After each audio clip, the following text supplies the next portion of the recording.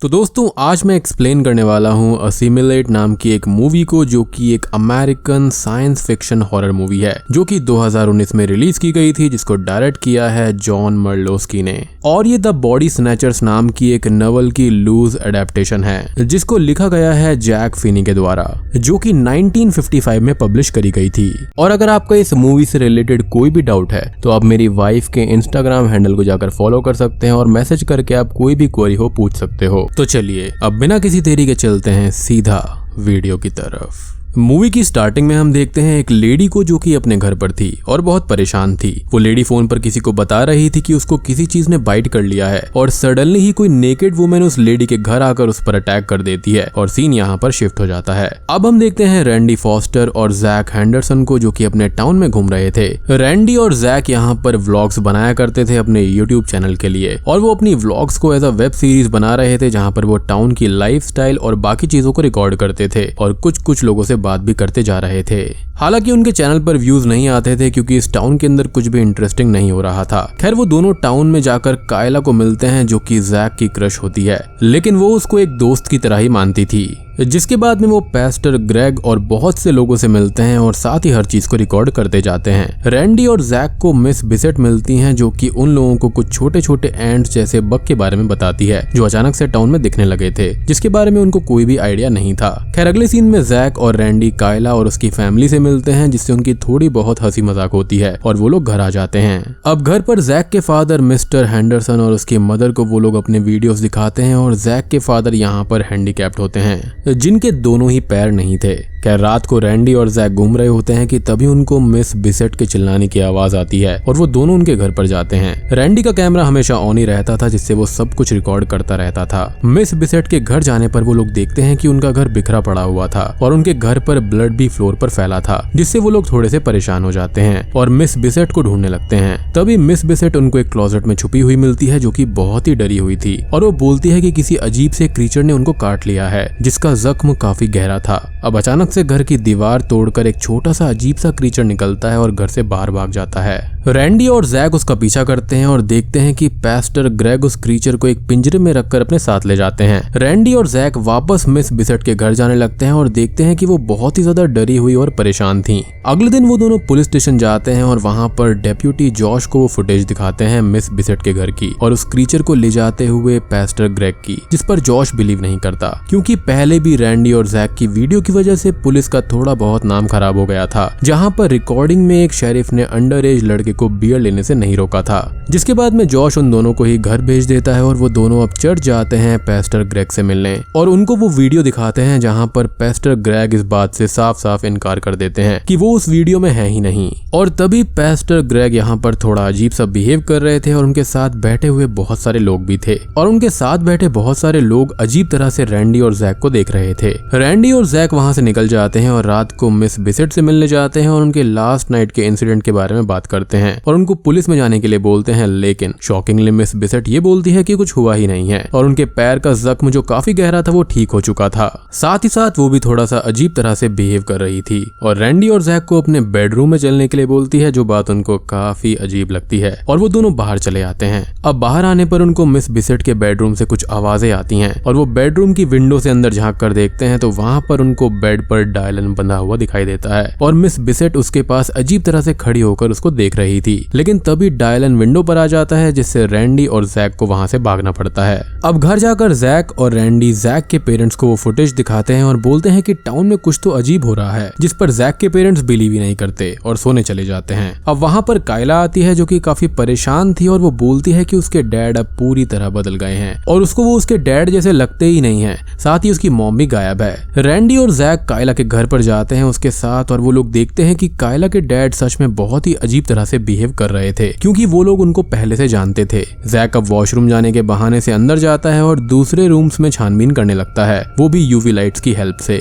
जहां पर उसको फ्लोर पर एक ब्लैक कलर का लिक्विड दिखाई देता है, जो जैक को समझ में नहीं आता कि ये क्या हो सकता है। और उसको रूम में छुपा हुआ जोई मिलता है, यानी कि कायला का भाई, जो कि अपने फादर से डरकर छुपा हुआ था। अब कायला के फादर को शक होने लगता है और वो वॉशरूम चेक करने जाते हैं, जिनके आने की आहट सुनकर जैक वॉशरूम में आ जाता है और उसको वहाँ पर एक छोटे से बॉक्स में कायला की मॉम की डेड बॉडी मिलती है, जो कि बहुत ही बुरी हालत में रखी हुई थी, जिससे डर कर वो बाहर भाग जाता है। अब बाहर आकर रैंडी और कायला जैक से पूछते हैं कि हुआ क्या है, जिस पर वो कायला को अंदर की रिकॉर्डिंग दिखाता है और अपनी मदर की डेड बॉडी देखकर कायला बहुत ही दुखी हो जाती है। अब अगले दिन वो लोग डेप्यूटी जॉश के पास में जाते हैं और उनको वीडियो दिखाकर अपने साथ कायला के घर पर लेकर आते हैं, जहाँ पर अब जॉश को वीडियो पर यकीन था और वो कायला के डैड से पूछताछ करने लगते हैं। लेकिन शॉकिंगली कायला की मॉम वहाँ पर आ जाती है, जो कि बिल्कुल ठीक थी, और कायला उनको देखकर बहुत खुश होती है और उनको हक कर लेती है। लेकिन हक करते ही वो समझ जाती है कि वो लेडी उसकी मदर नहीं है। वहाँ पर पेस्टर ग्रेग भी थे और वो बोलते हैं कि ये सब वीडियोस झूठी हैं। साथ ही वो जॉश को भी भला बुरा सुना देते हैं, जिससे जॉश को बुरा लगता है और वो रैंडी, जैक और कायला से गुस्सा होकर वहाँ से चला जाता है।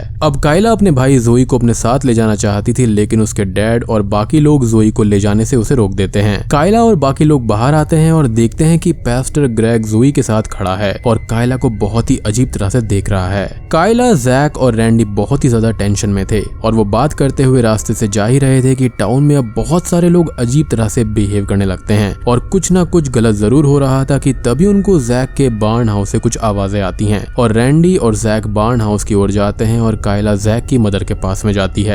बार्न हाउस के अंदर रैंडी और जैक देखते हैं कि जैक के डैड वहाँ पर बैठे हुए थे और वो दोनों बोलते हैं कि टाउन में रियली कुछ गलत है, जिस पर उसके डैड बोलते हैं कि कुछ भी गलत नहीं है और शॉकिंगली वो अपने पैरों पर चलकर बाहर चले जाते हैं। जी हाँ, इसे देखकर वो दोनों समझ जाते हैं कि अब जैक के डैड की जगह भी कोई और आ गया है, क्योंकि रियल डैड के तो पैर ही नहीं थे।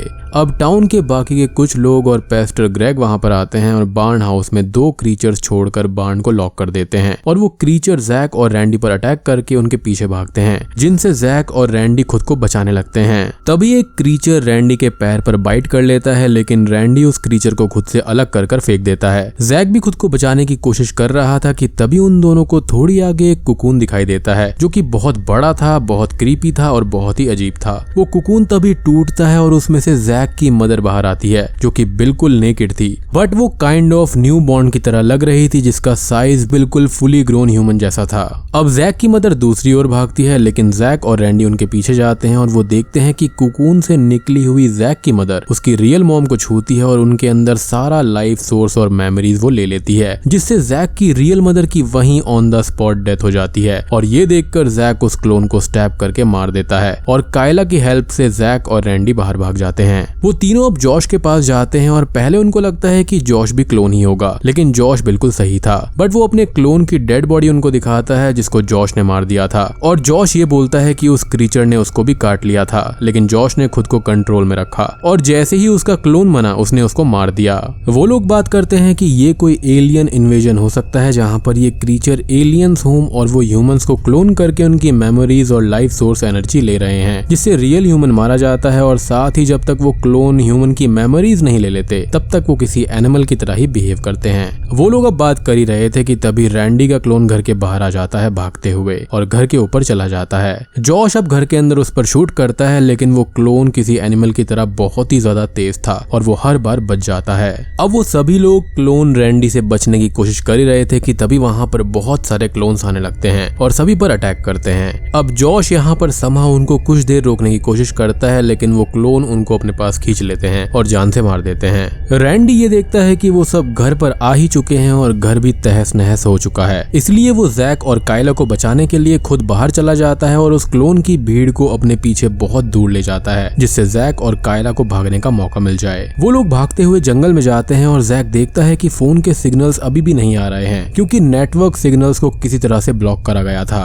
कायला बताती है कि उनकी मदर की शॉप पर वैन रखी हुई है, जिससे वो लोग टाउन के केबल ऑफिस तक जा सकते हैं और वहां से ये सारे वीडियोस अपलोड कर सकते हैं, ताकि ये बात इस क्रीचर और क्लोन के बारे में सभी तक पहुंच जाए और कोई उनकी हेल्प कर सके। अब वो दोनों कायला की मदर की शॉप पर जाने लगते हैं, लेकिन सारे टाउन में ही क्लोन्स घूम रहे थे और वो लोग अब उन क्लोन की तरह ही बिहेव करके आगे बढ़ने लगते हैं और शॉप तक पहुंच जाते हैं। जैक अब शॉप के अंदर से वैन की कीज लेने जाता है और कायला बाहर नजर रख रही थी कि तभी उसको एक जगह पर जोई खड़ा हुआ दिखाई देता है और वहाँ पर बहुत सारे लोग भी थे जो बच्चों को अपने साथ लाए थे। बेसिकली ये क्लोन्स थे जो कि अब बच्चों को क्रीचर से बाइट करवाकर क्लोन करना चाहते थे। अब कायला क्लोन की तरह बिहेव करके वहां तक जाती है और एक लड़की को कायला पर शक हो जाता है। जोई कायला को देखकर रोने लगता है, जिससे कायला भी दुखी होती है और उसके आंसू गिर जाते हैं, जिससे एक क्लोन लड़की समझ जाती है कि कायला अभी भी ह्यूमन है और वो स्क्रीम करती है, जो कि काइंड ऑफ उनका कम्युनिकेशन वे था, जो कि काफी अजीब था। और सभी क्लोन्स कायला की ओर बढ़ने लगते हैं।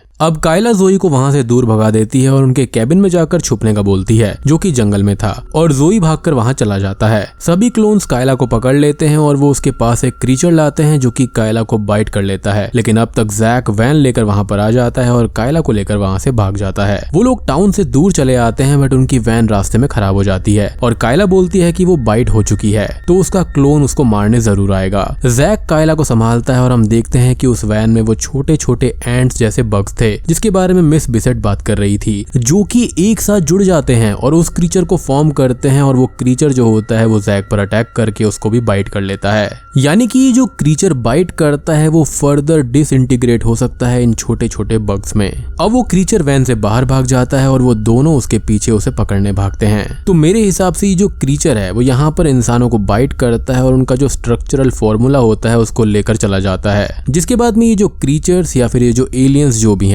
वो यहाँ पर ह्यूमंस के परफेक्ट क्लोन्स को यहाँ पर बना देते हैं। जिसके बाद में इस क्लोन का काम रियल ह्यूमन को ढूंढना होता है और उनको छूते ही यहाँ पर उनकी सारी मेमोरीज वगैरह उनके अंदर आ जाती है और फिर रियल ह्यूमन की डेथ हो जाती है। बेसिकली सिंपल सा है कि आपका क्लोन आया और आपकी सोल उसने अपने अंदर ले ली, जिसके बाद ऑब्वियसली आपकी बॉडी में सोल ही नहीं रहेगी, तो आप जिंदा कैसे रहोगे।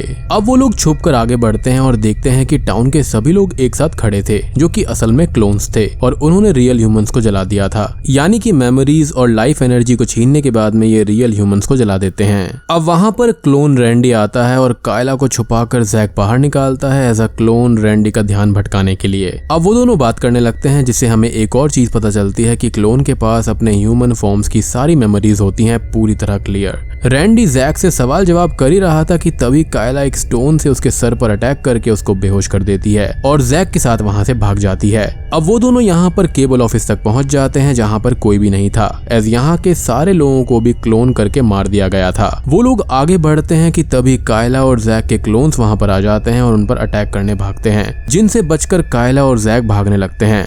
कायला और जैक उन क्लोन्स को बाहर लॉक करके अंदर कम्युनिकेशन रूम में आता है और फाइनली वीडियोस को सोशल मीडिया साइट पर अपलोड कर देता है। अब उन दोनों को बाहर जाना था और जैक वहां पर लगे हुए एक सिस्टम को देखता है जिसके अंदर CO2 भरी हुई थी। जैक कायला से अपनी और उसकी फुटेज को प्ले करने का बोलता है और एक्सटिंग्विश को ऑन करके डोर ओपन कर देता है, जिससे क्लोन्स अंदर आते हैं और वो अपनी फुटेज को देखने लगते हैं, जिससे कायला और जैक वहां से बाहर आ जाते हैं। क्लोन्स के अंदर अब CO2 भर जाती है और वो लोग बेहोश हो जाते हैं। कायला और जैक खुद को बचाते हुए वहां से बाहर भागते हैं और बचते बचाते कायला के जंगल वाले कैबिन तक पहुंच जाते हैं, जहां पर जोई सेफली आ गया था। अब वो लोग टीवी पर ये देखते हैं कि सारी दुनिया में ही ये एलियन इन्वेजन फैल गया है और जो इनका टाउन है वहां पर सबसे आखिरी हमला हुआ है। यानी कि और सारी कंट्रीज इससे ऑलरेडी जूझ रही हैं और सभी लोग मोस्टली क्लोन्स बन गए हैं और असली ह्यूमंस को मारकर जला रहे हैं, जिस पर वो लोग ये बोलते हैं कि अब कोई भी नहीं बचा है और अब उनको कोई भी नहीं बचा पाएगा और ना ही कोई बच पाएगा। जिसके बाद में मूवी के पोस्ट क्रेडिट सीन में हम ये देखते हैं कि कायला और जैक की अपलोड की हुई वीडियो पर बहुत सारे कमेंट्स आने लगते हैं, मीनिंग कि दुनिया में अभी भी कुछ लोग बचे हुए हैं।